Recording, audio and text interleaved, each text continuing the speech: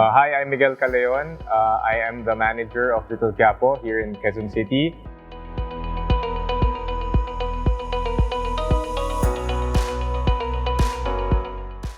Nagsimula ang Little Quiapo dati as a small eatery sa UP Diliman. Parang karinderya style setup lang siya. Sinimulan yun ng lolo ko back in 1949. Dati siyang ice cream vendor, yung nagbebenta ng sorbetes.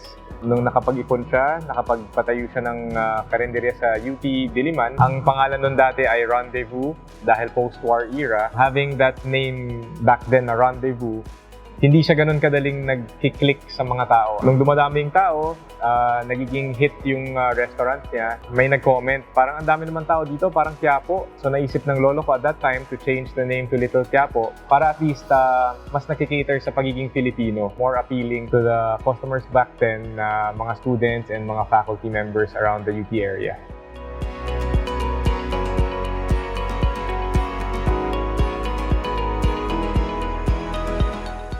Dito sa Little Quiapo, ang mga dishes na very popular sa mga tao ay usually palabok, halo-halo, kare-kare. We are mostly known for Filipino food, although meron tayong ibang mga Western and Asian dishes like the mga pansit. Pero binabalik-balikan ng mga tao dito ay yung parang mga home-cooked meals na kinalakihan nila are mostly Filipino favorites.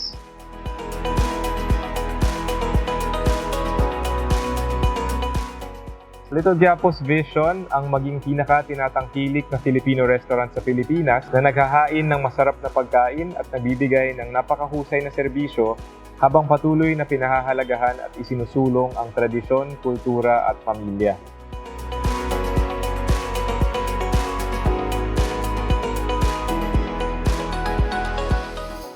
Importante sa bawat restaurant ang pagkakaroon ng magandang POS system. Mapapadali nito ang service and operations ng bawat establishment.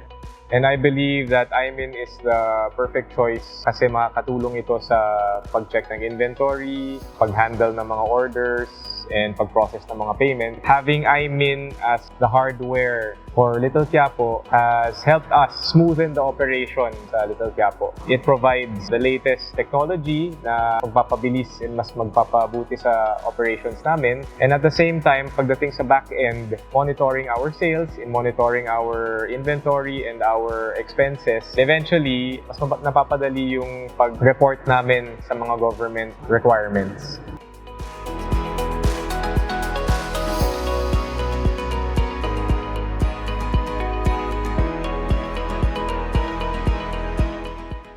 Having iMin also makes us updated sa latest kasi we had our old provider with an old interface and with very basic features. iMin takes our POS system another level by providing us more high-tech features and user-friendly features.